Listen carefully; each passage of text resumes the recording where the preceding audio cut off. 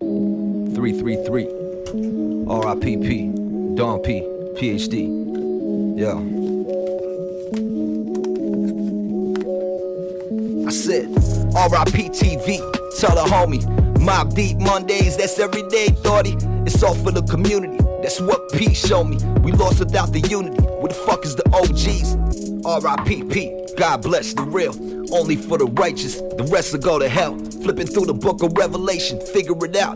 Transliterate the translation, do it yourself. It's the last days, life is a test and we in a cage. Concrete jungle, everyday struggle. Fuck the pain, I'm on some HNIC shit. A Gellion 3 shit. If you don't know what I mean, you was never G. Real shit, R.I.P.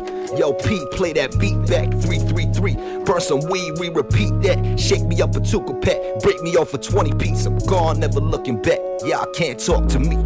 R.I.P. TV, tell the homie. Mob Deep Mondays, that's everyday, thoughty. It's all for the community. That's what P showed me. We lost without the unity. Where the fuck is the OGs? Like the weed, play some IMD for me. It's hell on earth for real, but y'all don't wanna see paper trail politics. All the shit was prophecy, strictly for the family. Peace to the prodigy. R.I.P.P. I sleep when it's time for me.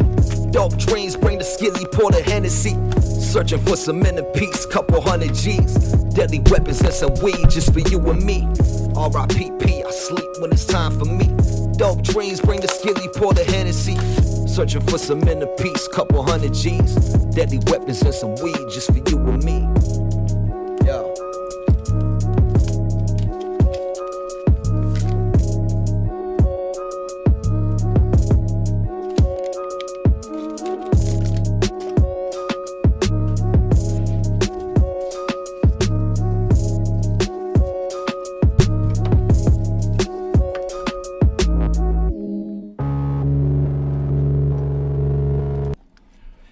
Yo, what up, everybody?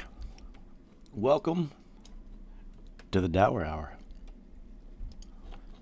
I am your host, and I just ate 2 granola bars. So if you're wondering why I'm fucking with my teeth, because I fucking hate having stuff stuck in my teeth, and I didn't have enough time to brush them before we did this. So, what up? I guess I should put up a Instagram thing.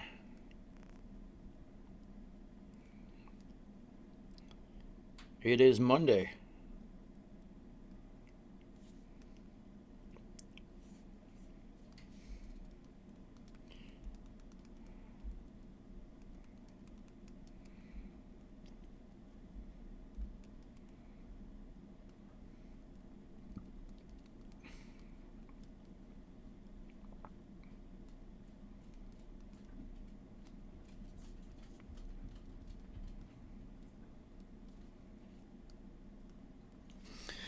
All right, now I can officially roll the fuck up. So, what up? It is Monday. And, it's a whole new week, a whole new everything. How was everybody's weekend?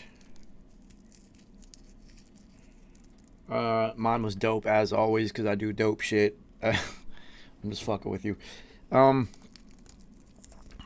things are predictable, as always. Tom Brady's getting to the Super Bowl. Just book it. It's a 50% chance that Tom Brady's going to the Super Bowl. Like, those are pretty fucking good odds to start a season. So, more things going on. I know P is laughing because he used to laugh about how obsessed I am with football all the time. And if you guys don't believe me, during Patriots playoff games, I would literally stand 6 inches from the TV. Maybe not 6 inches, but less than a foot. I was in the game. And we had this gigantic 100-inch screen TV at the time. And all of a sudden, I've got a co-host for the Dour Hour, the Wolf Life, my buddy.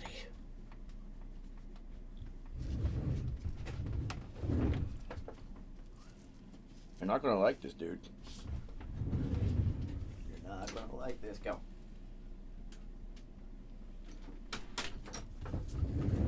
The wolf does not like blunts. So, the fuck else is going on today?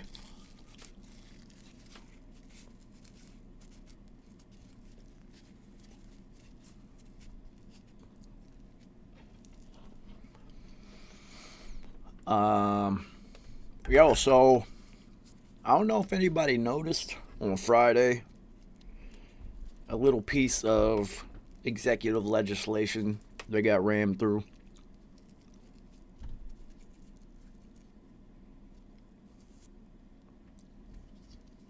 So, T, did you see the shit on Friday that got jammed through here? I know you're over there, so. An executive order was signed to overturn the price restrictions and caps placed on certain pharmaceutical drugs. Insulin and epinephrine, to be exact.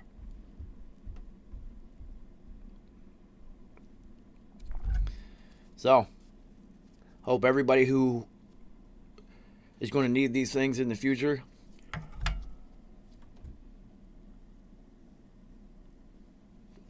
until they can rewrite the legislation to where you're not getting charged 1,000 times what it was before this executive thing got signed. Essentially what's going to happen is they're going to bankrupt everybody medically. That's been the game plan for a long time.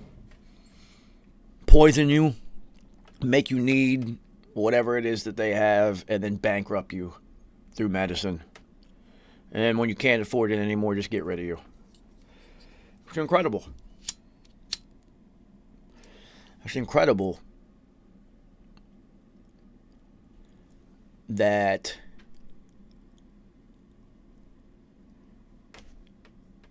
that little piece of executive order legislation just without anybody knowing. Nobody said a word about it. It's a big fucking deal, man. When that Martin Schreckle guy bought that Wu-Tang album, he paid like $2 million for it. He's the only person on the planet besides RZA probably that has a copy of it. He made his money by doing the same thing. Alberto, what up, homie? So, he made his money by doing the exact same thing. He bought a drug company that still had the patent on a pharmaceutical, and he raised the price by like 3,000% or something. His name's Martin Schreckle. Everybody remembers that guy. So, Grandpa Hair Sniffer basically just did the same thing. And nobody's paying attention. One of the executive orders that was passed on that stack of 100 executive orders that he signed in the first 2 days of fucking office or whatever was to lift the cap and restriction on insulin and epinephrine prices. So the last administration had put a cap on it. You could only charge people so much for those drugs. And they just switched that. So I don't know how much insulin was, but it's about to be 100 times more than it was. And if you can't afford it and you die, they don't fucking care.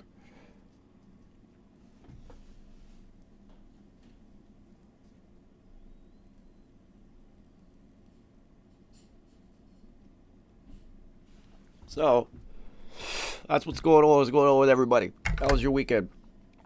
Tom Brady's back in the Super Bowl. Thanks for clicking on. I mean, they always say that the world's going to end and all that shit, but there's like one guarantee in life. Tom Brady's getting to the Super Bowl, yo. One way or another.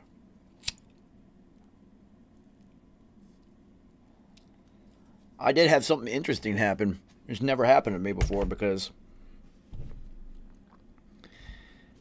I've never really put my music out into the universe, into the matrix, if you will. But I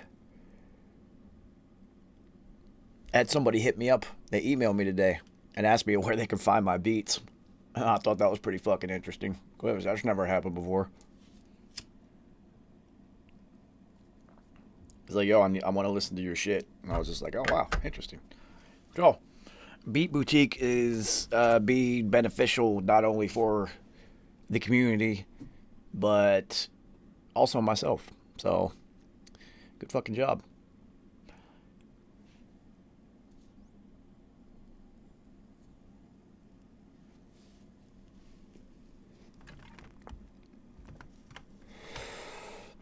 Thanks, homie, man. I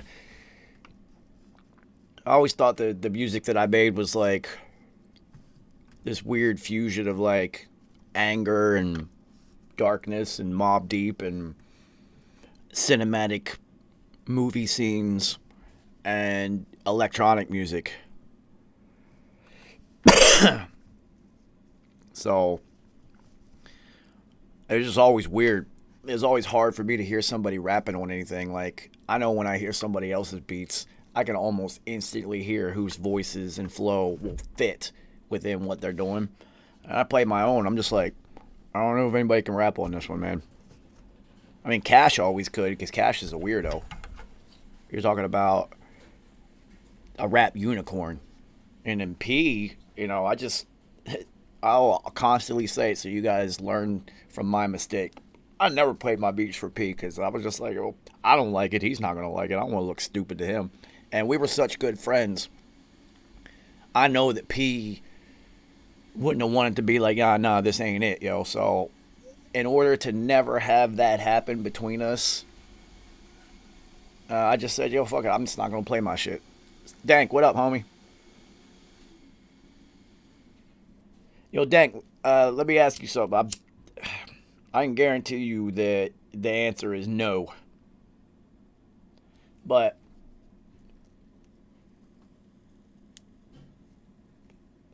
I used to have this hobby at high school.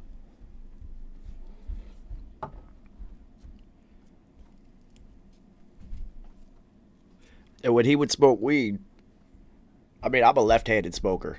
Like, you guys see, it's always in my left hand. Right hand's always doing something other.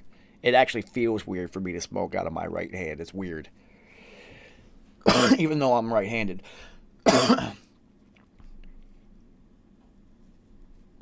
I'm definitely a left-handed smoker, though. But anyway, I had this homie in high school that when you would pass the blunt to him, he would always smoke it like this.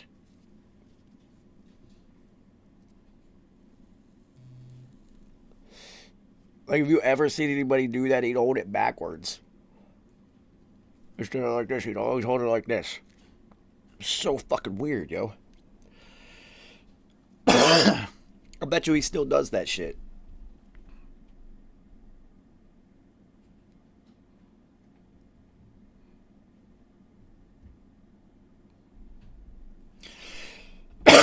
So weird.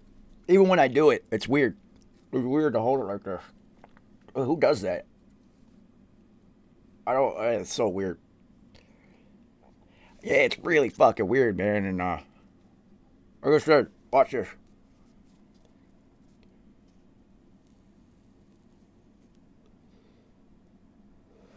Yo, I definitely even hold the blunt different in each hand. If I have it in my right hand, it's more, I'm using my fingertips. If I put it in my left hand, there's probably a physical indent in my finger on this side from holding blunts for the last 20 years. It's just such a natural thing. It's become second nature at this point. That's weird, right? I don't do anything else with my left hand. At all. I tore my left rotator cuff twice. When I was 6. 7. No, 6 turning 7. I broke my arm here and here. And this piece that, well, it wasn't that big at the time, but the piece in the middle came out and was actually sticking out of the ground. I don't know if you can see the scar. I have a round circle right here. Dude, I'm 40 years old. Yeah, you can still see the outline a little bit. I'm 40 years old, man. That scar is 34 years old. You can still see it. So, I had a compound fracture at 6, almost 7. And then when they tried to put the piece back in, it wasn't fully set straight. So after 6 weeks of healing, when they went to go look at it and it wasn't set straight, they had to fucking break it again and reset it so it would be straight. So I had to go into surgery and had to break my arm again on purpose and then reset it. So this left arm was in a cast up to here. Full arm cast for 18 weeks. And then, you know, it was always kind of not really used that much. You know, basketball a little bit or whatever. And then when I got to college, I tore my rotator cuff. And I've done it twice. So this arm is just kind of hanging here. It just kind of does what it wants to. But I repurposed it because now its sole function is to hold butts.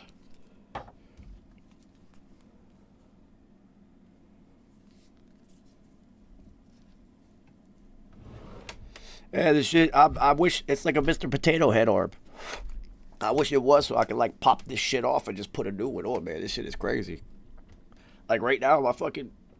Oh, see if you could hear it. You heard that? I can do that every single time. Never stop, never fails. Fucking every time. See? I can't even put my arm vertically straight because of this thing. Hear that? Every fucking time, dude. So,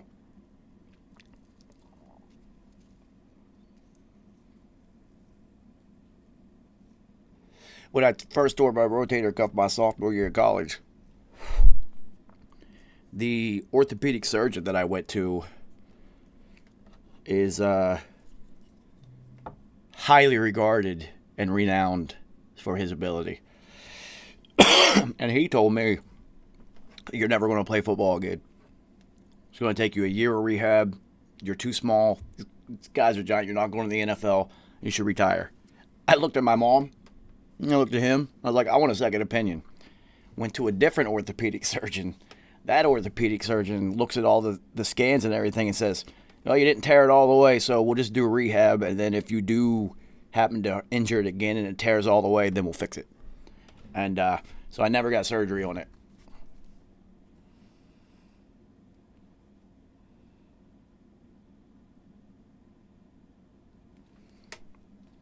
So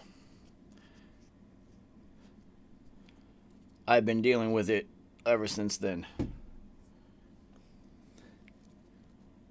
But considering that I live with chronic migraines, like cluster headaches,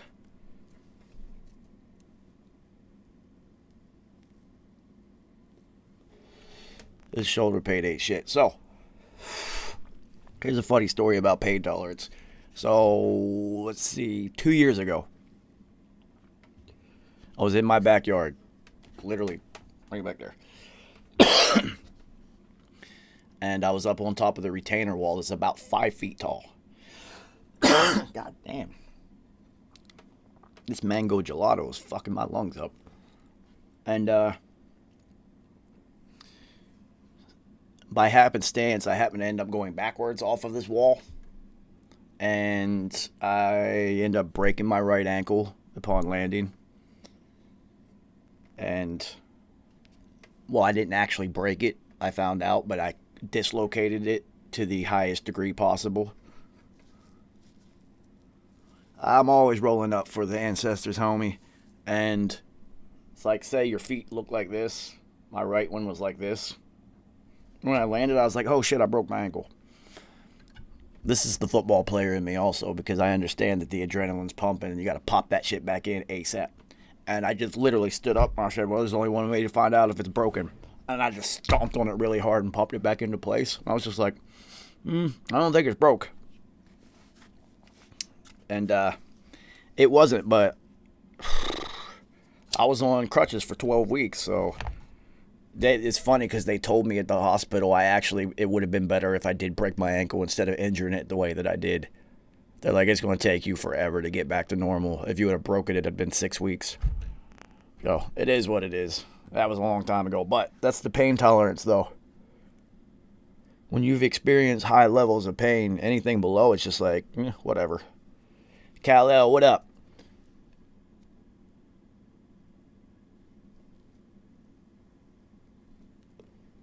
So,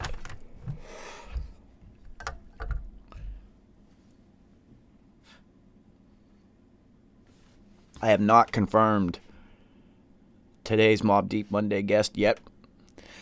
I did on Saturday, but today is Monday, and I need to make a confirmation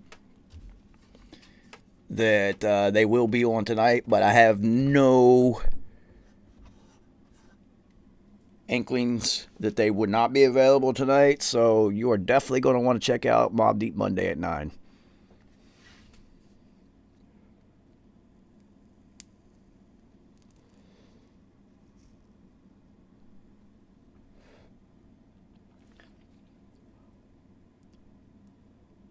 Yo, Dank, what strain you smoking today, homie?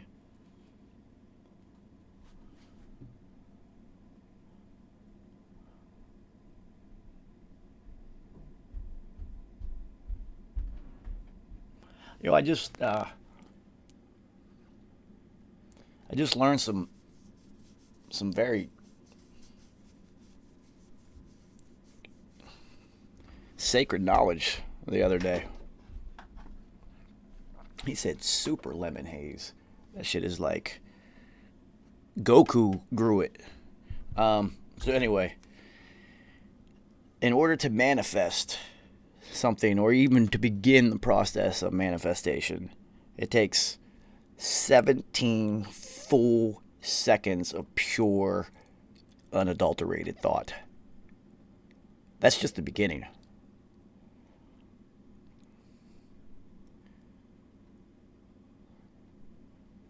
Of course, you already know, G9. Like I said, the Dour hour is just me smoking a blunt in the afternoon and hanging out with everybody and prepping myself for the afternoon's push. So, 17 seconds, huh? It's funny whenever you get quantifiable data about things like that. Like, how the fuck did they figure out 17 seconds? Who was on that study? I went in on that study. Those paid medical studies that they let you do? I went in on that one. Somebody paid me to do that. So when I was going to college in Boston, if you've never been to Boston, it is a hospital hotbed. In downtown Boston alone, there are literally 4 hospitals facing each other.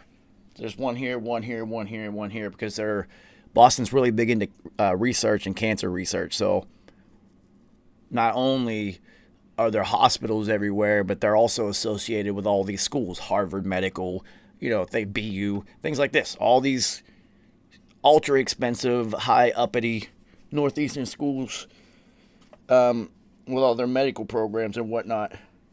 So when I was interning at Quad Studios and working for free, I was a Craigslist bandit, and dude, there were so many medical studies in Boston that you could participate in where you didn't have to take anything.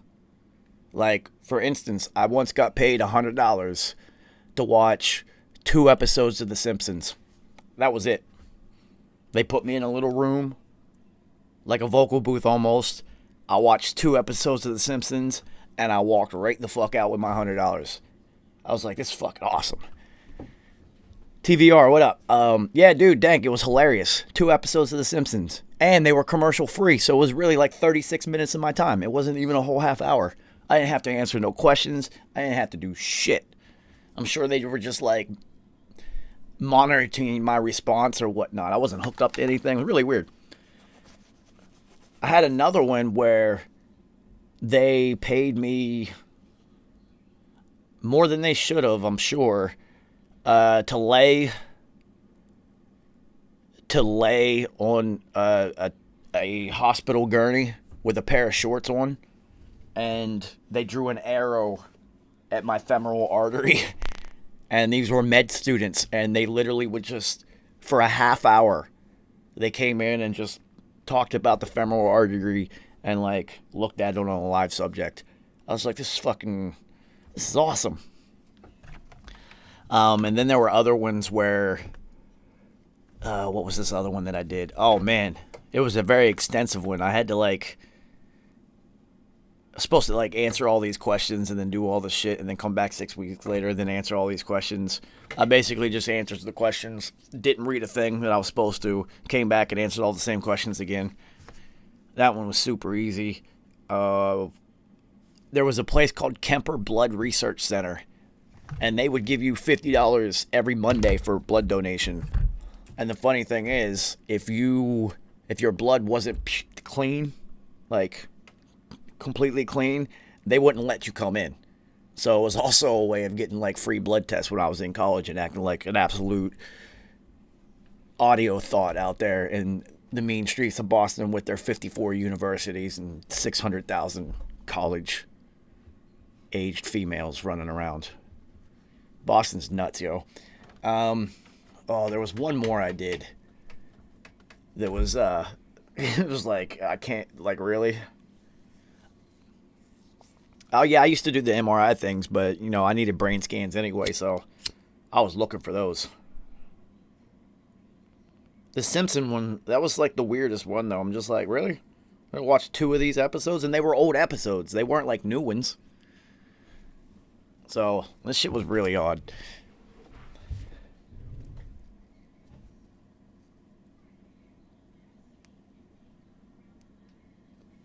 It's crazy, because in Boston, you can participate in a sleep study.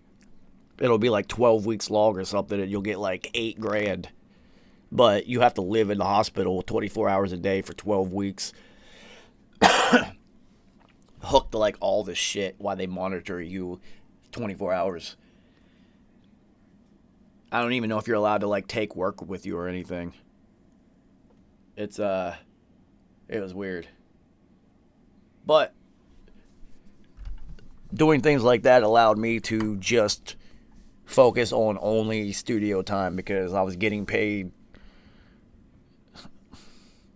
to do nothing. Like Dank said, you're literally getting paid to do nothing. They probably still do that up there.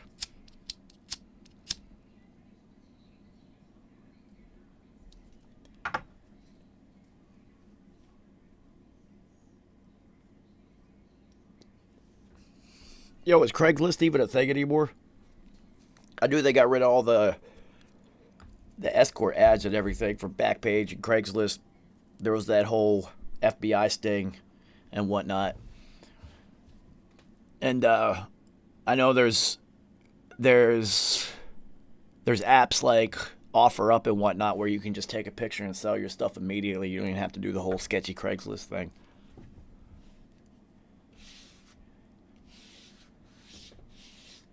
Yeah, T, and you would have had the Roni. You would have had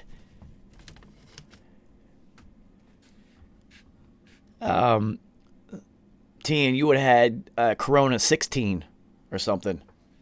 They were still working on that shit.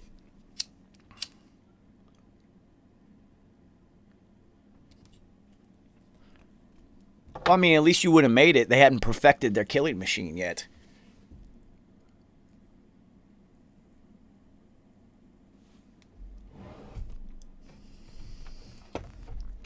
Dank, he had the 1.1.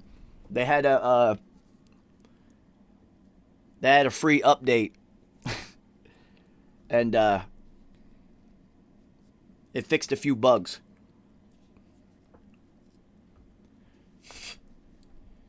Yeah, you can't sue either. That's the crazy thing, T. You literally cannot sue them. You signed up for it.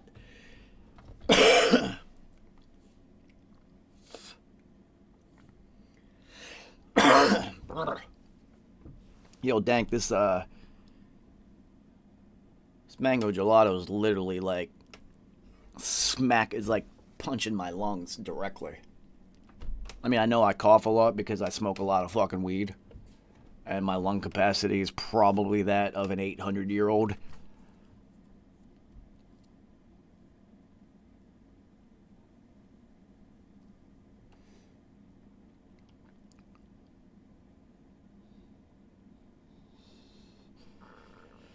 Tell you, man, they removed legal liability for vaccine makers years ago. That was another quiet piece of legislation that got passed and whatnot. So, you know, they could experiment on the public and no one can do anything about it. You can't sue them if someone dies or if half of your face goes numb. There's that lady. She just got one, and she just started convulsing. She's got like, I don't want to say Tourette's, but Parkinson's. But extreme, from nothing to extreme case. Yeah, you see, they tried to root out the Craigslist, and yo, come on, man. You see how evil that dude looks? I was talking to Cheryl a couple of days ago, and I said no one ever said that the Antichrist was going to be a software nerd. We were always told it was supposed to be a smooth talking orator who can capture the imagination of the people, is what we were always told. Well, everyone thought that was Obama, or whoever is going to be in the future.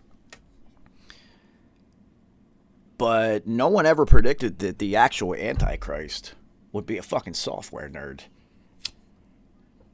What the fuck?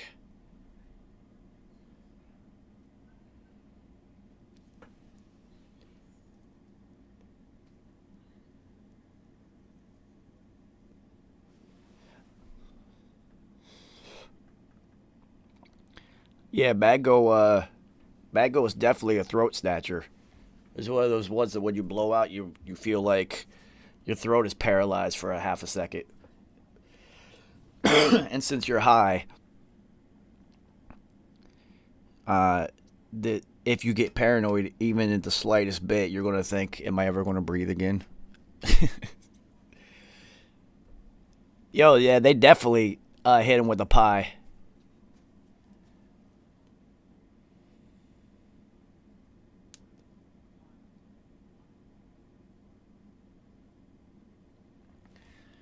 Nah, it'd have been the best video ever if that pie was like a jailhouse pie, and there was like shanks and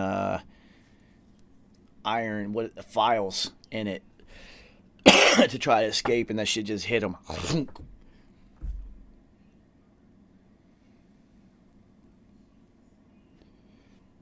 Yeah, could you imagine somebody like him? That Weasley little frail software nerd. Can you imagine how much he got beat on, picked on, bullied and shit growing up? He will exact his revenge.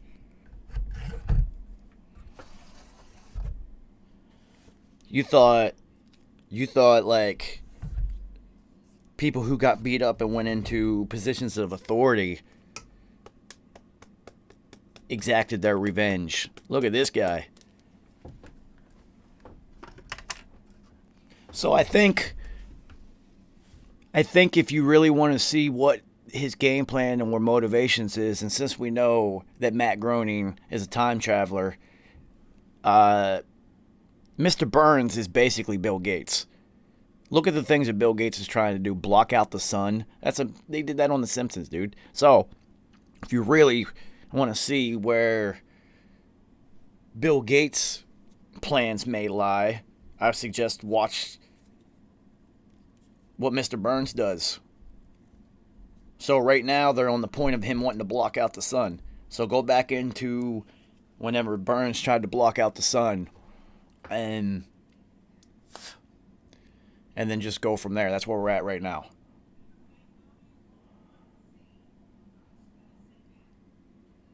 Yeah, well, I mean, he's always been on that depopulation shit. He did this interview where he said with proper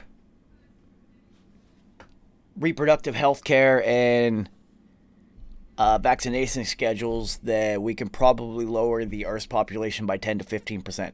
I was just like, and people clapped, and it was just like, it's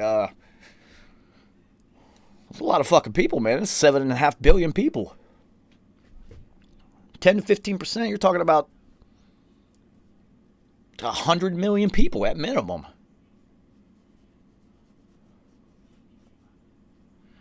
Larry Bird, he's definitely a time traveler. I'm fully convinced that there are at least 3 time travelers that we know of.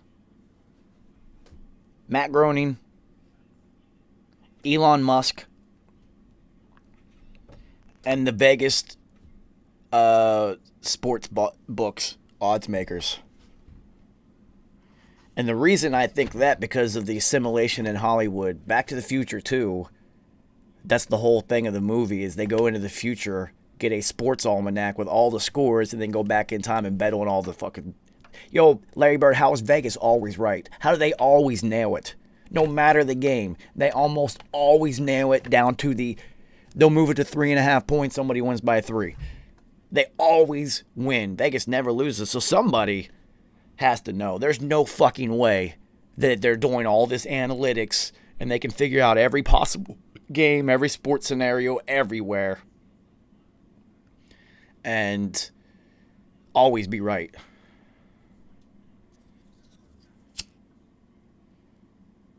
It's not scamming, dude. There's no way. There's no way. Tian, this is how I'll explain to you that there's no way that it's all rigged. It's impossible because the players aren't in on it. It is impossible to orchestrate that many moving pieces all to do exactly what you want and then guarantee the outcome of a game. Now, the owners might be in on it and the refs might be trying to steer things, but to get every player on the same, it's fucking impossible. It is impossible to achieve that. So, they have to know. They have to know the scores. They have to know the scores. Like, I just started betting on football this year. Now that Tom Brady's not with the Patriots, go Bucks. And I've noticed there were 2 games in particular, and they were absolute nobodies playing each other in college. And the spread was set. And on the very last play of the game, the most ridiculous plays that were unnecessary ever occurred, and Vegas covered the spread. And I'm talking literally time off the clock, last play. And I thought to myself, they have to know. They have to know. There's no fucking way they could possibly know and get these scores right every single time. Alejandro, what up? D. Barry, I did well. I mean, I didn't do well, but I didn't lose last night. Fantasy did well. It was pretty easy picks. Homie, you already know, if you can go back to Gray Matter preseason kickoff with me, Carrie, and Nice. And we literally predicted Bucks and Chiefs in the Super Bowl. Like, this is sports entertainment, all right? The NFL has lost billions. There are no fans in the stands. Super Bowl ad revenue is going to dwarf what it used to be, right? So, the NFL needs the most compelling story possible in order to sell advertising for the Super Bowl. The people who move the needle the most in the NFL, Tom Brady, Patrick Mahomes. Dude, it was literally, I said it. They need the headline of Tom Brady being the first team to play Super Bowl in their home stadium. And literally, the second the game was over, every single sports pundit started repeating the same thing. First team to ever play or to host a Super Bowl in their home stadium. So it's some things are pretty predictable. I mean, if Michael Jordan was on the court, he's going to win. Tiger Woods is playing at a peak level back when he was. He's going to win. So Tom Brady going to the Super Bowl, it's just going to happen, dude.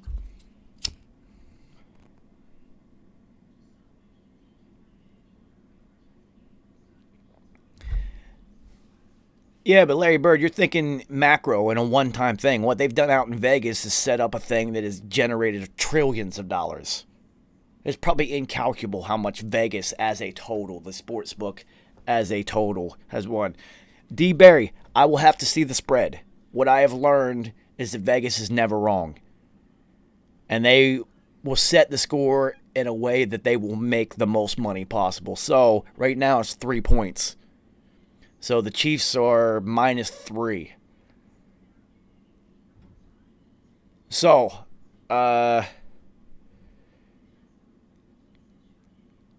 somebody's going to win on a last-second field goal, and the spread is not going to be covered. So if it's the Chiefs, the spread won't be covered. And then, since it's the Chiefs -3, I don't know, dude. My lawyer hit me. He was just like, he's like, yo, I already got prediction. 42-17 Chiefs. I said, yo, I will take Tom Brady plus 25 any day of the week, homie, if you want to throw that bet out there.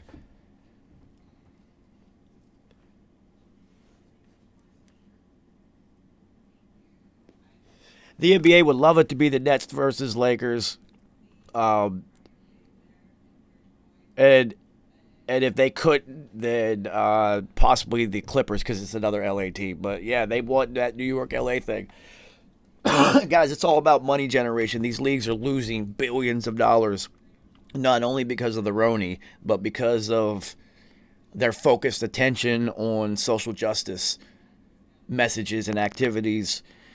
And whether it's right or wrong, I'm not here to preach that. What I am here to tell you about is the people who do think that's wrong, the people who are only turning to sports as escapism to get away from all that other shit that they're just hitting the head with on a daily basis. It's really going to piss them off, yo. So, they just stopped watching. D-Bear, you got no concession stands, no merch, no programs being sold. Them shits are so expensive. No game day activities, no parking, no just ticket sales in general. Your season ticket holders are not, like, it's, dude, they lost billions. Absolute billions drained in every league. Now, the good thing about it for them is all the owners are fucking billionaires. You guys they can absorb it. They'll be fine. And honestly, call it bread or circuses. Humanity needs breaks from everything that's been going on in the past 13 months. So, it's great escapism, and it should be used just as escapism, just like movies and things like that. It's escapism nobody wants to be preached to. Nobody wants to make sure that it's like a marginalized group is represented within a movie. What the fuck does that have to do with the story? Who cares? Just fucking write a good story. Execute it well. Anyway.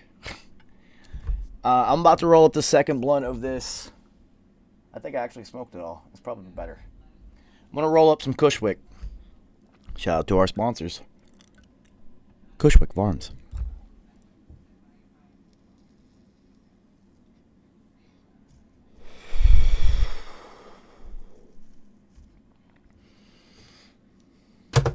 Yeah, they are.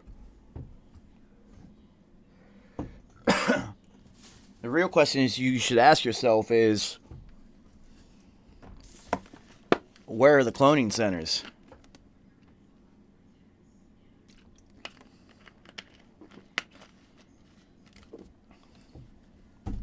So, you guys know what the second blunt means. If anybody wants to jump into the Dour Hour, send me your email. I'll send you a Zoom link. And we'll talk and smoke. I got things to do today, but I got a little bit of extra time. because tonight's Mob Deep Monday playlist is going to take absolutely no time to put together. I don't have to encode anything. I don't have to try to set a mood. I have a very specific thing in mind, and it should be very simple to execute. Yeah, see, G9 gets it. I just started using FanDuel this year because I like the fantasy football on Sundays. It's been fun. Keeps me locked into all the games.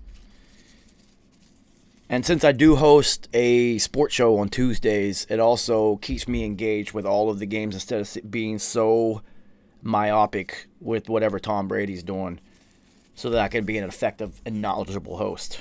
Shout out to Carrie. Shout out to Nice. Shout out to Roger Harper.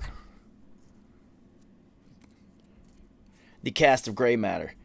So, like P said, poverty rules the world. The rich is outnumbered. Can't straddle the fence. Pick a side, fucker. 333 is a sign of guidance.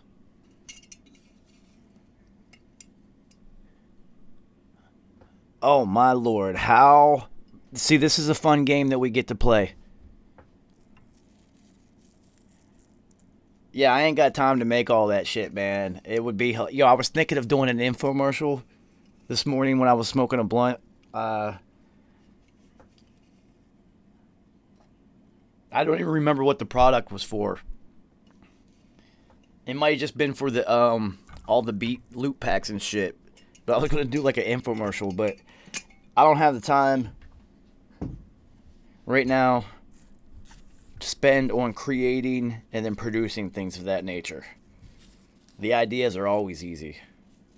Yo, so this is a game that we like to play on any show that I do, where the ignorant 40-year-old white dude from the mountains of West Virginia, excuse me, Blue Spirulina, man,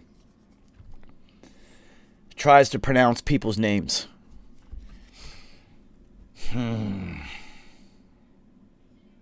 I always see the numbers, Lord Rich. All right, let's have fun with this one. Please do not be offended in any way whatsoever. I am not making fun of you. This is just a game that we play because I'm white as you can get, and sometimes the way that I pronounce names are fucking hilarious. So,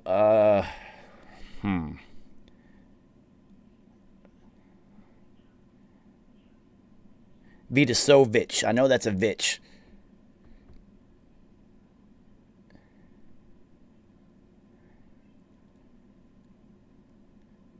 I watch a lot of sports. The last name's easy. The first name, though, dude, I don't know what that J does.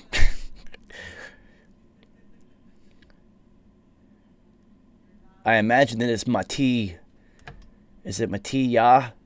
Matiya.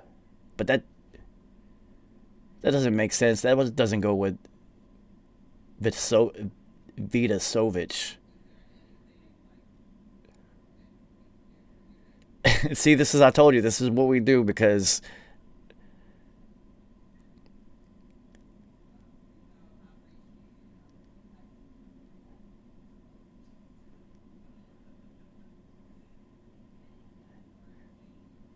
is it which one did I say first? I'd be high.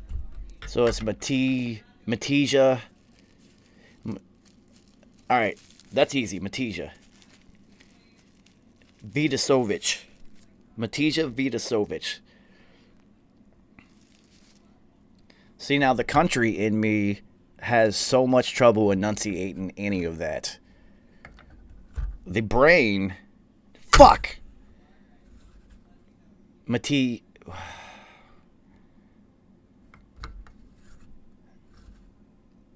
God damn it. See. Yeah, see, T knows. Lincolnshire, yo. How is it not pronounced Lincolnshire? It's literally spelled Lincolnshire. Letter for letter. How the fuck is it not pronounced Lincolnshire? Matija.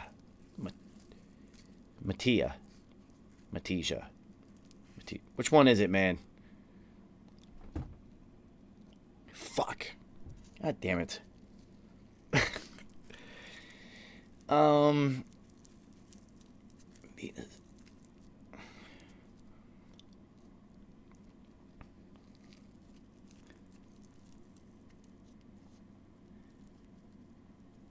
Yo, so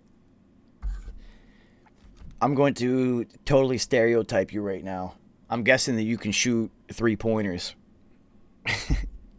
Every European basketball player that has a last name like yours is just a sniper from deep.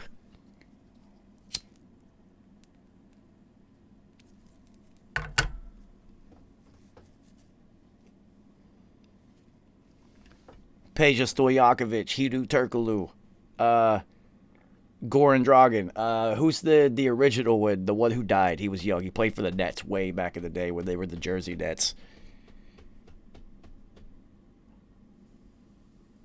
Pedra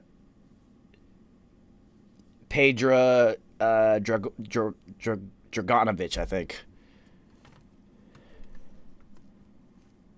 Wait a minute, it's Lincoln Shear? There's no fucking way that's Shear. Yeah, Drazen Petrovic. He was the original European import, and he was a stud. And as a matter of fact, Michael Jordan once did an interview, and they asked him about like the best players in the NBA at that time, and he told him Drazen. Drazen had like he had this like he was fearless, he said. Fearless shooter. I mean, if you grow up wrestling like grizzly bears and shit in the Eastern European tundra, I'm sure that shooting jumpers is nothing to you.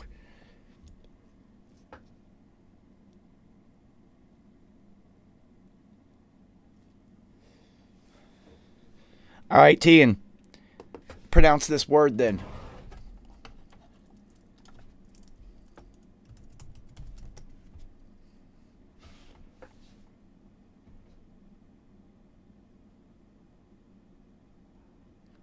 How do you pronounce that word?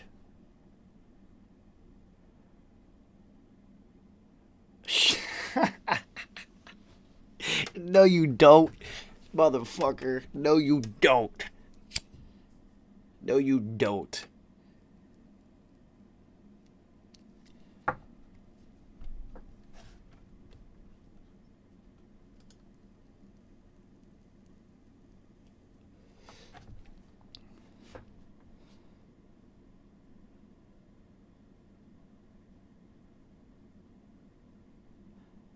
Oh yeah, no. The modern day English is a complete and total distortion. It's actually more realistically a grand spell that has been cast upon the unsuspecting user, to be honest with you.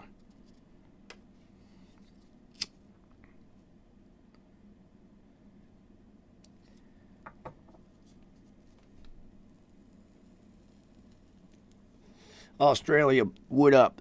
Yo, so,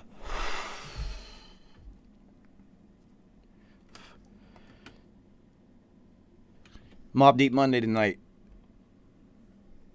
Thursday.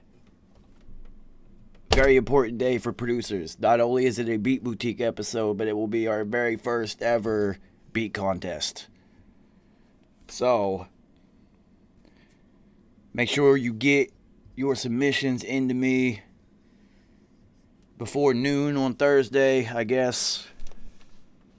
I mean, I guess it doesn't really matter. Just work on them until then. But I would like everybody to give me, when you send me your beats, send me your logo and IG so I can put them up so people can contact you.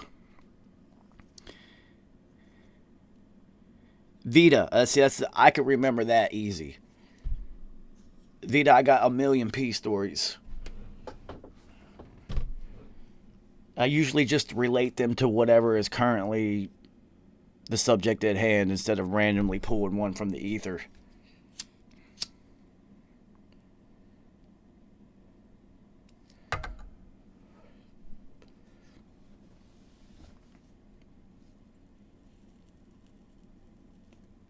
All right, I got a funny one for you. So, P gets out of jail. It's early. I can't remember the month right now. I'm high. It was spring though, and he's out for a couple months. Parole officer is a fucking dick, and he likes to show up at any given moment between 6 a.m. 9 p.m. and 6 a.m. whenever randomly. So P's really on his shit to like not fuck up in any way whatsoever. So it's July 4th. And I don't know if you've ever been to Queens or New York in general on July 4th. But the amount of fireworks that are let off in this fucking city is...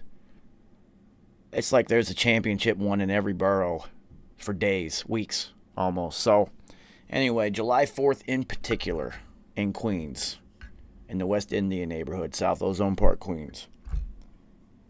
There was this guy who would spend about $100,000 a year on fireworks. And the police would shut down the block, and he would have like a cannon letting off. I'm talking like $100,000, not a firecracker. He was getting like stadium level fireworks on his own. It was nuts.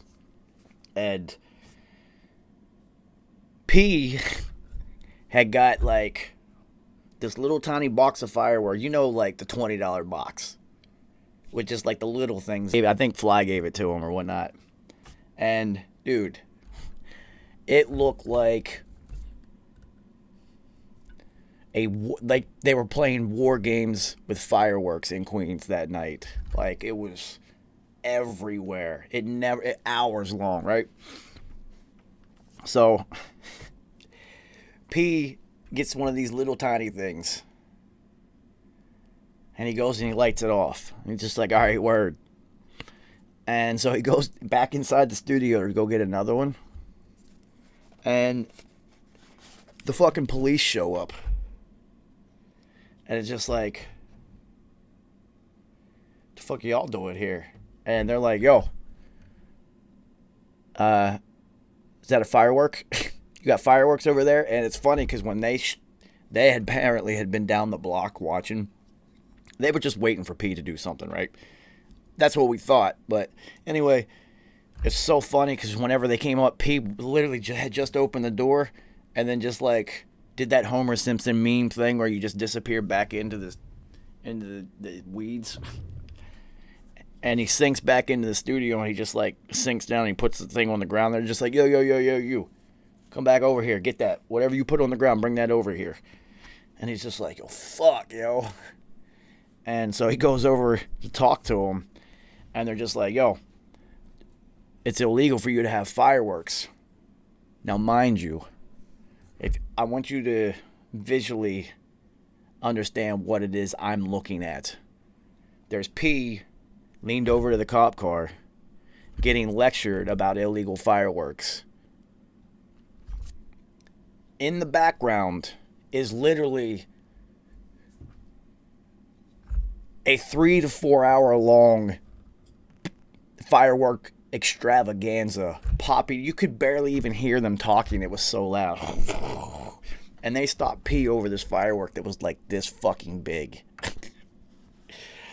So the one in the passenger side, when they're talking to P, leans over and he's just like, yo, holy shit, that's Prodigy. The other one's just like, oh yeah, like, you know, they just ran his thing and saw Albert Johnson and then he was out on parole and they were just like, oh, we don't want to give you a parole strike over something like this, blah, blah, blah, blah, blah. And, yo, it was so funny. The ground was shaking. The fireworks were so loud as they're disciplining P over one of those little things that probably goes, and that's it. Yo, that shit was so retarded. It was so... I wish you guys could see the actual visual. The scale of fireworks that were going on above the cop car in the background as they're talking to P about this thing was so ridiculous. And I'm just like, why the fuck are they talking to P about this thing that just is a one-shot little... And it was just like... the Yankees had just won, or no, the Mets had just won the World Series at Met Stadium in Game 7. It was just like, well, I mean, they wanted Pete to slip up any way they could. So, you guys want to know how we got P? How we got the parole officer to back the fuck up?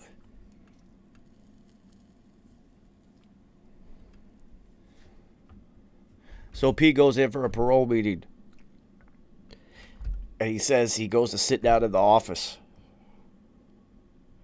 And he just happened to notice that it's even better than that. On the desk of his parole officer was a book. It was an instruction manual. Like, I don't think it was one of the dummy series. I think it was a different one. But it was a Pro Tools instruction manual. You see how country I am? Pro Tools. Fuck. It was a Pro Tools instruction manual. And P instantly got an idea. And he knows me. He did not even have to text me or let me know that he had done this. So he tells the guy, he starts striking up a conversation about Pro Tools and studios and whatnot. And clearly the guy knows who Prodigy is. And now I used to teach Pro Tools lessons back in the day, so this was not a lie. And P was like, my engineer, he teaches Pro Tools lessons. He's really dope.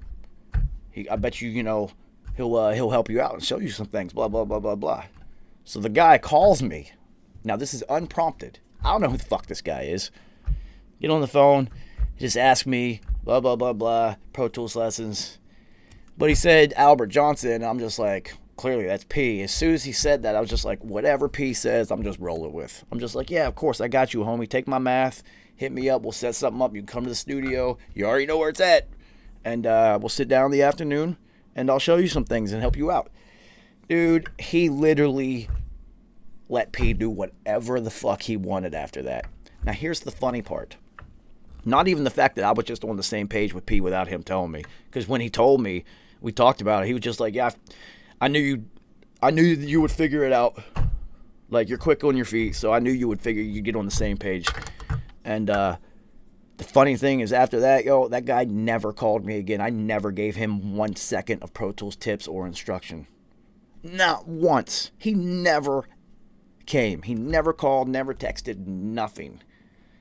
But I totally would have too. If I would have got him to stop showing up at 5:40 in the morning, randomly trying to get bust P, totally would have taught him whatever he needed to know. I'm down for the squad. This motherfucker never showed up once. It worked though.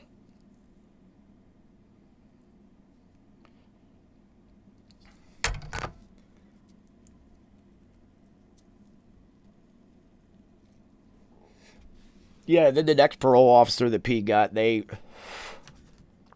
eventually switched him off, and he got another one. That dude was a Mobb Deep fan. There were no rules after that.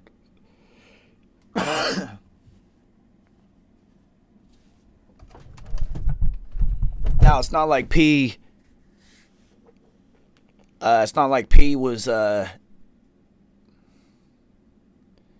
abusing the system or existing within the loopholes that had been created. But, not having your parole officer breathing down your neck at all times was a godsend, and is exactly what we needed. Because then you could work freely. It used to suck when the PO officer would show up at the fucking studio and then we have a session. Nobody would ever smoke inside, but you got like 15 fucking people smoking blunts right on the sidewalk in front of the door. And they show up, and it's just like, he can't be around any of y'all because of the weed. Half y'all got felonies. This is all parole violations. Like, every single thing that existed in his world was a violation. So, it was whatever necessary to stem the tide and show them that P was really about just getting this music, doing what he had to do, building it, doing what we were doing. So, it worked, but then in the beginning, that shit sucked, man. That shit really fucking sucked. Yeah, dude, Dank, what are you supposed to do when there's 15 fucking, like 8 felons smoking weed in front of the studio door?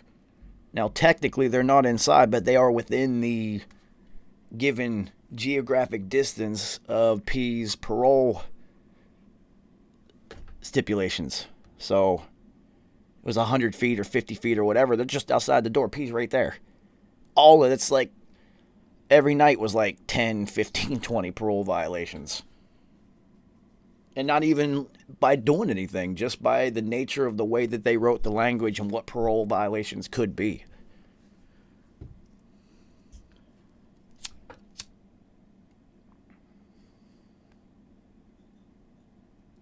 What songs did I produce for P? Let's see. There's a couple yet to be surfaced that I am involved with. Now, if you want to think beyond that and just go to the entire Hegelian dialectic, I executive produced the whole thing. So, as I tell everybody who ask me, I usually don't make beats, and Billy Lyons knows why I always stop making beats. Fuck native instruments, yo. But, I don't make beats, I make albums. So, that's really how I operate and how my mind approaches and what my skill set actually is.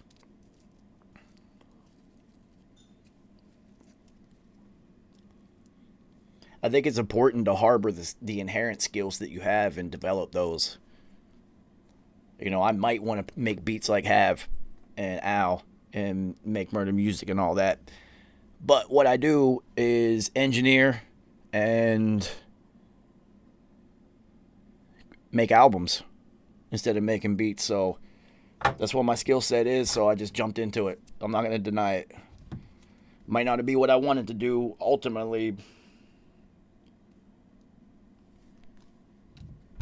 but, you know, you have to walk the path sometimes. Yeah, man, I'm trying to walk Billy Lyons. I ain't trying to run hurdles right now. This shit is annoying, yo. They haven't even hit me back. I had to create another ticket and complain to them that shit keeps happening. Why? There's a reason for everything, supposedly. So clearly I'm not supposed to be focusing on making beats right now. I'm supposed to be utilizing my time getting other things done first. Which makes sense. I'm not even mad at it.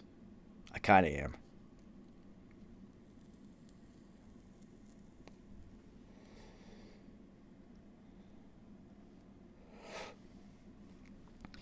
So, what else we got going on this week, man? I don't know, it's kind of hard to focus. I'm really looking at, like, Beat Boutique on Thursday. I want that shit to be, I want the 333 beat contest to be fucking dope.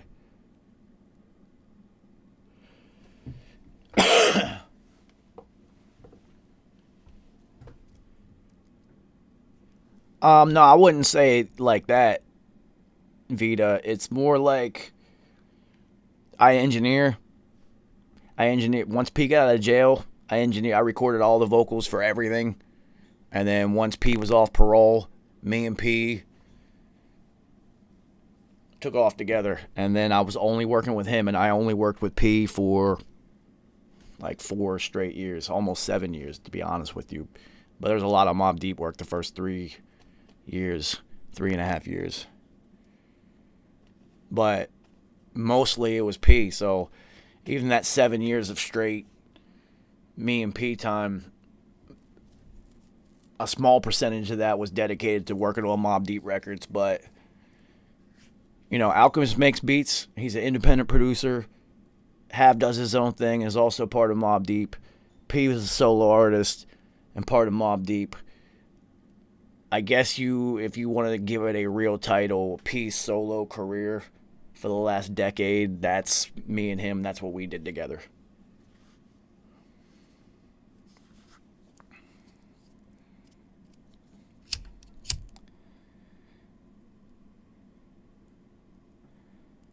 I feel good, so as long as I don't feel bad I'm going to continue to try to add weight because the whole fasting thing, in order to cleanse and feel better, I dropped a little bit too much weight and I need to build that back up. So as long as I'm feeling good and active and focused, I'm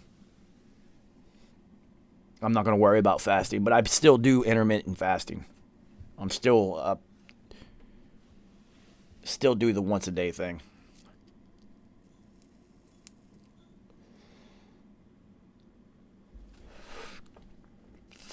Lord Rich, I honestly do not have an answer for that, Hobie. I wish I did. Legal limbo is one motherfucking hellish place to be.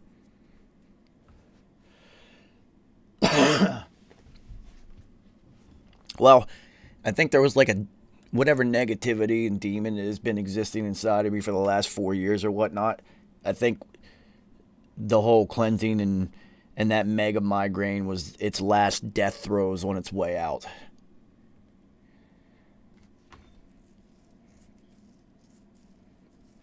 Yeah, well, P was always on his spiritual awakening stuff. He just didn't know when was the right time to fully express it. You have to understand that messages like that are more often than not are going to be rejected by the public in some manner. So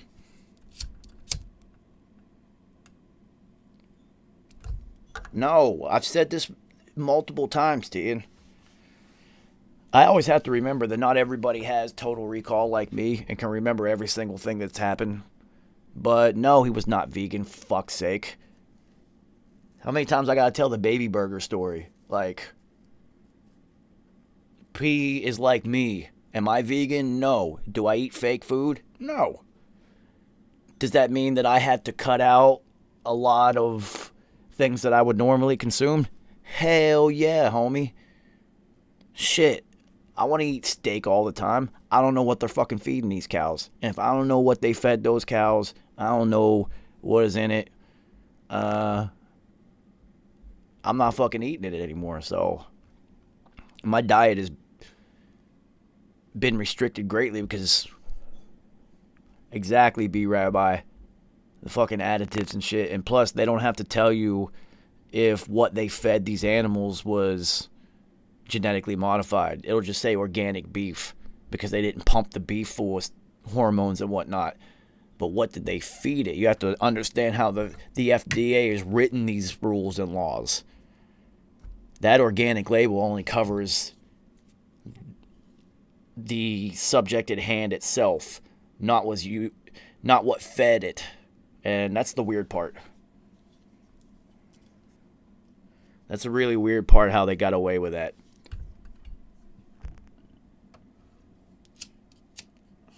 And you guys got to remember, I grew up on a farm. We grew everything and raised animals, so I only knew all natural food. So when I moved out off the farm to the city, dude, the food and water were terrible. Did I encourage it? G9, I spent whatever opportunities that arise during a 5-year span trying to get P to make that album. So, did I encourage it? Yeah, dude, I did a whole Hegelian breakdown on the 17th, on the 4-year anniversary. So, if you want a full breakdown of every song and how the album was created and things of that nature, go ahead and watch that because just that breakdown alone took 3 hours.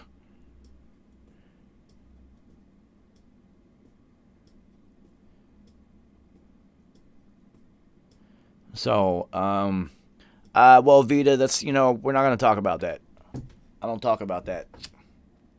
Not in this form, not this way.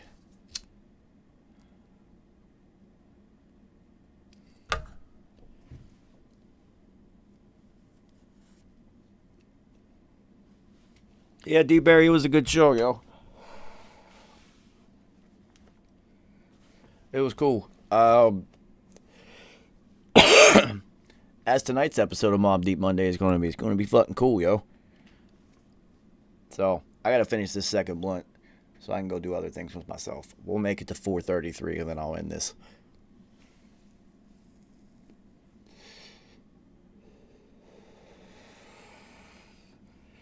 Well, D. Barry, the cool thing about it is I had a couple guests stop by and talk about what it was like to work on the album and whatnot. So, shout out to Mono, shout out to Mark the Beast, shout out to Mimosa for stopping by and, talking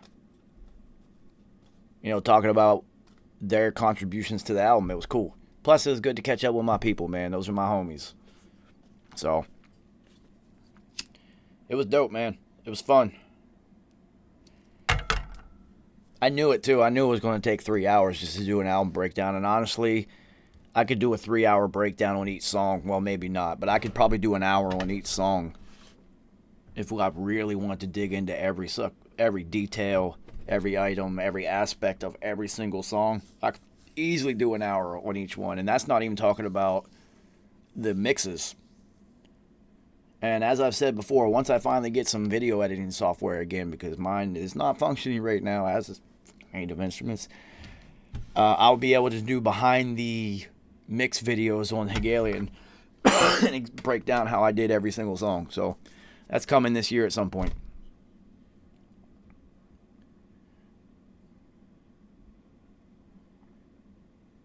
Well, CG9 is, there's still farms and whatnot and places that exist. I don't eat mass-produced food either. I don't eat fast food, homie, G9, at all. Fast food does not exist in my world. I also live in New York. What the fuck would I eat fast food for? I can go get... There's pizza everywhere, dude. But, yeah, I don't eat fake food and I don't eat fast food, so... my sister still has a farm, and she supplies me with actual organic farm-raised real animal. And it's fucking awesome.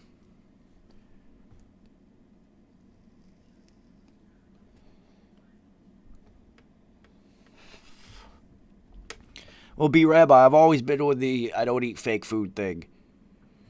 And ever since I was young. And my whole theory always has revolved around... You don't put 87 octane into a Porsche. You can't. You never would. Well, I would rather drive a Porsche than a fucking Hyundai. So... yeah, you don't put fake cheap gas into a Porsche, and I don't put fake cheap gas into this system. So... I always think about that. If you ever drove or been around people with really, really fucking nice cars, go to the gas station, man. Go ahead and try to put 87 octane into that $150,000 car. Watch them smack the shit out of you. Be like, yo, what the fuck? You trying to blow my engine up? Shit's gonna die if you do that.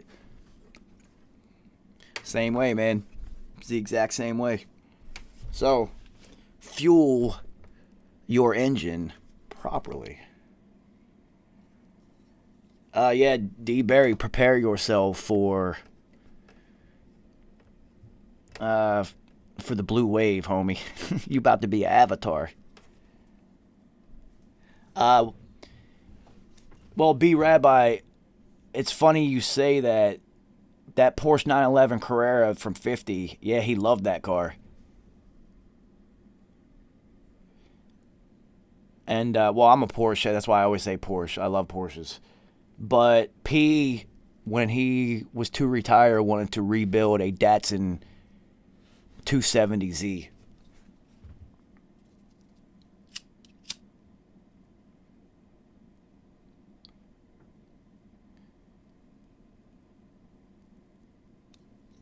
I pulled it up on the Hegelian 4-year special. What do I do now? I do this. Dude, I trade crypto. I'm smart. I took 2020 and learned how crypto works, and, I got on board, and now I do that.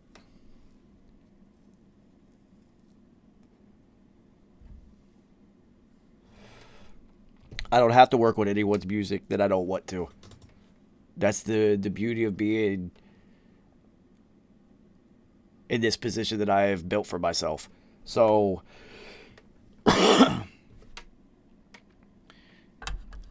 it's given me back the joy of working on music, because for a while there, like, how did I learn it? I taught myself, yo. I just learned it. Like, I had a roommate who was into it, and he gave me an introduction. And then after that, I just took off running.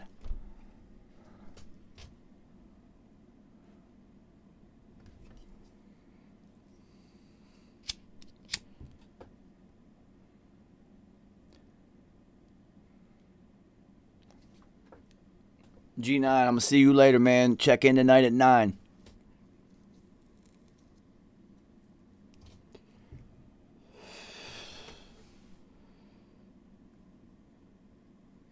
Well, Vita, I didn't have money in the beginning.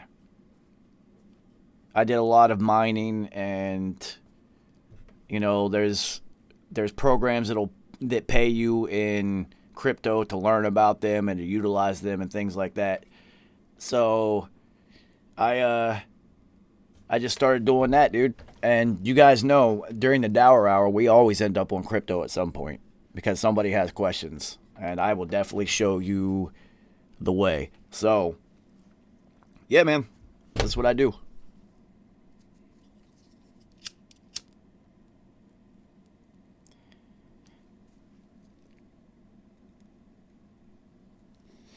And now,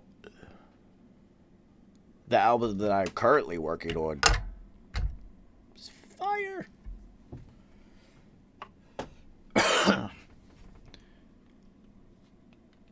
So, yeah. Hopefully I don't think, well, yeah, Mobb Deep Monday only goes to 11, so tonight I should be able to finish this record that I've been working on for the last 2 days. I mean, be Rabbi, that's the dopest way. It's like, you have to fuck up so you learn how not to fuck up again. That's the point. Being a master, I've said it before. Being a master means that you know all of the mistakes in your given field and how to avoid them. That is mastery.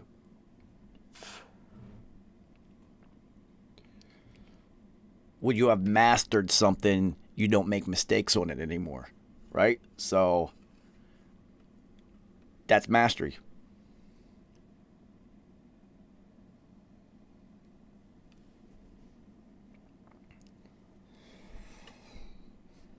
Yo, I gotta get these now that I have a logo. Yo, Larry Bird, hit me with your email me, and I'll send you a bunch of links. Not the coin. A bunch of links for you to sign up for things where they'll give you free things and whatnot, and that'll give you the beginning. I do the same thing with everybody.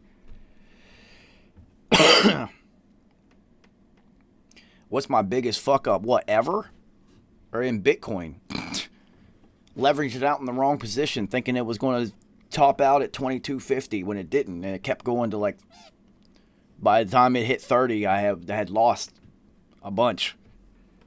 My biggest fuck up ever, dude. Jesus, Lord have mercy. Christ. that's yeah, man, that's nuts.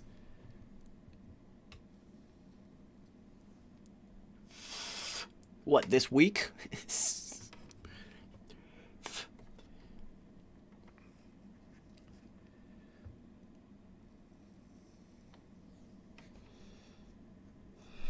Dude, everybody makes mistakes. It's not about the mistake, it's about how you respond to it. Simple as that. Everybody makes mistakes. Sports will teach you that. The gameplay rarely goes exactly how you plan it. It's all about how you react to the given scenario and situations that have developed over the course of the game itself. And that's what the game of life is. How do you react over the given set of circumstances and scenarios that have unfolded in front of you? So I've had tons of mistakes. Tons of them. How do you respond? Is that mistake a habit? Is it part of your personality that is going to exhibit itself in similar scenarios and circumstances? Well, if it is, then you need to change it. Recognizing it is the first goal. Knowledge of self is key. And then, how do you respond? Do you make the same mistake again? Well, if you don't, then you are beginning to master yourself. And that's how we go full circle, people. On this conversation in this Dour Hour, it is 3:33 somewhere in the world. I'll see you guys in about 4.5 hours, 4 hours and 27 minutes for Mobb Deep Monday. And until then, stay safe. RIPP 333.